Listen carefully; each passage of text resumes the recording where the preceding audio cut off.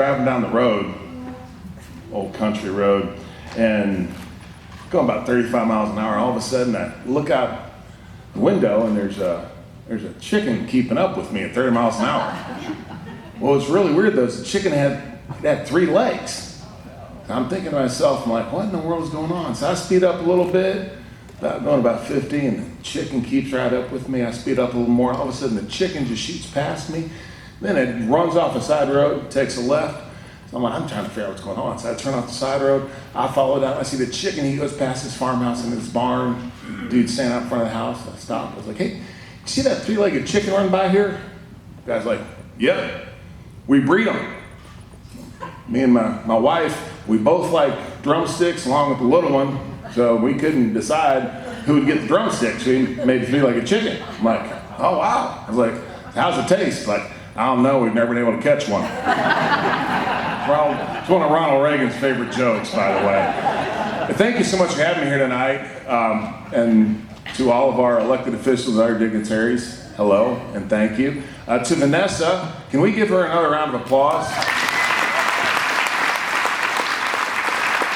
The thing about Vanessa is like buy one, get one, right? You get a tremendous culinary experience and also a great singer. So that's pretty dadgum cool. There's also a special person with me.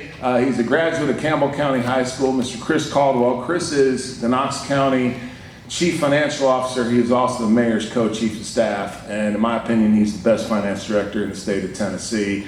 Nowadays, with all the inflation, the other challenges that all of us see in our businesses and our personal lives, well, local governments, as Mayor Lynch will probably tell you, local governments are also burdened by that, and it seems like we're always trying to do more with less. And the reason that we've been able to do things not raise taxes since I've been mayor, actually longer than that, is because of Chris and his just enormous talents when it comes to finance. So Chris, thank you very much. Let's give him a round of applause, please.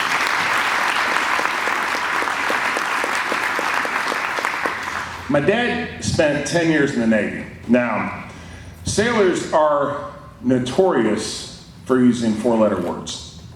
We all know that, right? It rubbed off on me a little bit. I try to really watch my mouth, but there is one 4-letter word that I can't help but to use because I love it so much. J-O-B-S, jobs. And I think that's something that everyone in here can also relate to, but it's more than jobs. It's good careers for our people. As mayor, that's the most important thing that I do. Look, I can handle it if someone says, I got a pothole you need to fix, you need to mow the grass over here, some of the other issues that we might deal with as local government. What really bothers me is if I think that people can't put food on the table, or we can't save for my kids' education, or all those sort of things. See, a lot of the issues that we deal with as local government, they just evaporate when people have good jobs, when they have economic opportunity, right? The things that we think are really important, they're more of a nuisance than anything. They're important, but what's really important is quality of life for the people who live in East Tennessee. So I believe that jobs are local government's #1 priority, but we don't create the jobs ourselves, okay? It drives me nuts when you hear politicians say we create so many jobs. Politicians generally get in the way, actually. And I think that's one of the most important things that we do is we stay out of the way and we just try to assist and help. But chambers of commerces and tourism bureaus are vital in the process because they're the ones that recruit, they're the ones that help businesses navigate whatever sort of regulatory mazes are out there, all those sort of things, get stuff done. And of course your tourism bureau is bringing people in from the outside. And that has a huge impact on any local economy. For us in Knox County, obviously, we have the Knoxville Chamber, and then we have a little bit different structure. We have a standalone tourism bureau that's actually a 501c3. It's called Visit Knoxville. But between those two agencies, those two organizations, we've had a lot of success. I am very proud to say. Again, not because of what we've done. I think the environment that we've created through low taxes and a manageable regulatory shell has helped, but it's really because of the outstanding people we have at our chamber and at Visit Knoxville. When I first came into office, our economic development was kind of all over the place. We had these people over here doing this, these people over here doing that, and we streamlined that, tried to put as much as we could under the purview of the chamber, and then left Visit Knoxville as the tourism bureau. And because of that, we've seen some really good hits. And one of the issues that we had was if a business called, who's the point person, right? Because they were used to dealing with this person or this person or this person. So just having that single organization, that single point of contact was really important for us. And also we saw a lot of redundancies in the services that we were offering. So that really helped us when we streamlined everything. Our chamber is always looking to attract and train businesses to our community, which of course means more jobs and better careers for our people. One of the most important things that all of us have to realize is the economy it's changing very quickly. Manufacturing is still important, but the real driver in the global economy is innovation and technology.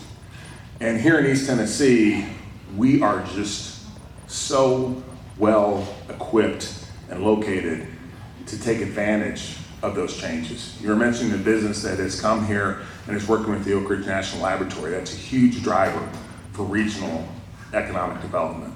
And we've seen a number of businesses that have taken technology that's developed at the lab, marketized it, and built businesses because of that. We've also seen companies move here specifically to work with the lab and to work with the personnel at the lab. And of course, I believe that the biggest blue sky upside that we have is nuclear energy. And we are primed for that here in East Tennessee. And there's some wonderful things happening over in Anderson and Roane County, which I believe are transformational for our entire region. One of the other things that they're very well known for is their computational science. And they have, not sure if I can't remember if they have the world's fastest supercomputer now, if it's still coming online, but anyway, they've had the world's fastest computer. They have now like 2 of the top 10 fastest supercomputers in the world. One of the things that we're trying to take advantage of is a quantum network. I actually don't even know what that means, but it sounds really cool. But anyway, a quantum network that connects the lab, and they're already doing this in Chattanooga actually, that connects the lab to whatever building, facility, whatever. And we're working on that as well. We have Knox County owns a quarter of a business park in Blount County. It's a partnership between Blount, Knox counties, as well as Maryville and Alcoa. And it's a technology park. The whole idea is to attract those technology companies to that park. One of the things that we're trying to do there is have that quantum fiber, which connects them to the lab so that they can literally take advantage of what's happening at the lab. Also, you all may have seen this, really proud of a huge opportunity that we have in Knox County, a company called GreenHeck that is coming to Knox County. They make components for HVAC systems and air movers. It was really cool. We were with them a while back. We were in one of the taller buildings in Knoxville, and they were looking at the rooftops of the buildings that were lower than us, and they're like, yeah, that's ours, and that's ours, and that's ours, which is pretty neat. They will be investing $300 million and bringing 440 jobs to Knox County. They're buying the entire Midway Business Park, 300 acres. And that $300 million, 440 jobs, that's just phase one. There's a lot of upside to that. But the reason that they came here is because of the people. They were looking all around the country. This is their 4th corporate headquarters. They're a privately held company, family owned. They looked at places like Austin, Texas. I think they might have gone over to Raleigh. And they decided that East Tennessee was the fit for them because of their culture. So that's a huge advantage that we have. I always say that Knox County, East Tennessee, is the best place to live, to work, to raise a family, to visit, all those things. The reason is because of our people here. Now, every mayor in the country is going to say that, right? But, you know, politicians kind of have a reputation for being somewhat flexible with the truth, right? So they all have to be lying because there can only be one best place, and East Tennessee is it. But we're seeing results because of that, because of our culture, because of the people here. In Knox County, to tell you how important economic development is and good careers are. So we have about 500,000 people in Knox County now. For every $1,000 increase in average wages, it has a positive impact of $1.8 million on our economy. So one of the things that we're trying to do is not only, again, it's not only about jobs, it's about good jobs. So we get that average salary up, and it is true that a high tide raises all boats. If we look at tourism, it's a critical piece of the state's economy. In fact, you know, we often think of tourism as kind of a bonus, right? Well, tourism is the second biggest industry in the state of Tennessee behind agriculture. It's enormous. Tennessee generated $29 billion in direct visitor spending in 2022. We saw 141 million visitors. We rank 11th in the nation for travel spending. That's the highest that we've ever had. In Knox County, we generated last year, $15 million in hotel motel tax. A lot of that is due to the University of Tennessee having an outstanding football team a couple years ago. It's really funny. I had a friend of mine from West Tennessee call, and he's like, hey, there's some executives from Ford here with the old Blue Oval City. They were wanting to come to the Kentucky game when Tennessee was ranked #1 in the country. And he was like, you think you can get hotel rooms? And I'm like, no. Can't. I was like, I can work on it though. So I called my friends at Visit Knoxville, and they told me that they could get them rooms, $600 a night with a 3-night minimum in Knoxville, Tennessee. Who'd have ever thought of that, right? But the thing is, that's money that goes directly into our hotel motel tax fund. And the great thing about that is it's not local people that are paying for that. It's folks from the outside. So look, folks, you know, if I'm gonna tax people, I'd rather it not be my constituents. I'd rather it be people coming here. So Knox County generated $1.8 billion in visitor spending, saw 7.4 million visitors, which generated $69.4 million in local taxes, $118.5 million in state taxes, and supports 14,170 jobs. It is a huge industry. Some of the events that we had in 2023 included the Bassmaster Classic, which drew, check this out, drew 163,914 people, which is the largest crowd in the history of that event, and received the 2023 Sports Travel Best Professional Event of the Year. We also have our Film Fest Knoxville. I was just at CrossFit qualifier games. There's only 10 qualifying games for CrossFit in the world. And I was just at one of them in Knox County, Tennessee, which is pretty amazing. Also, did you all see the baloney eating contest? Yeah. You know, Joey, there's a couple of go out there. So Joey Chestnut, who is the world's premier competitive eater, which is a thing, he was just in Knoxville for the Ultimate Baloney Showdown. I competed against him with some other eaters. I ate 2 pounds of bologna in 8 minutes. That's a lot of bologna, yeah. Now, of course, my political critics will say, well, we always knew that Jacobs was full of bologna. Okay. Joey ate 14 pounds of bologna in 8 minutes, which was unbelievable. But here's the amazing thing.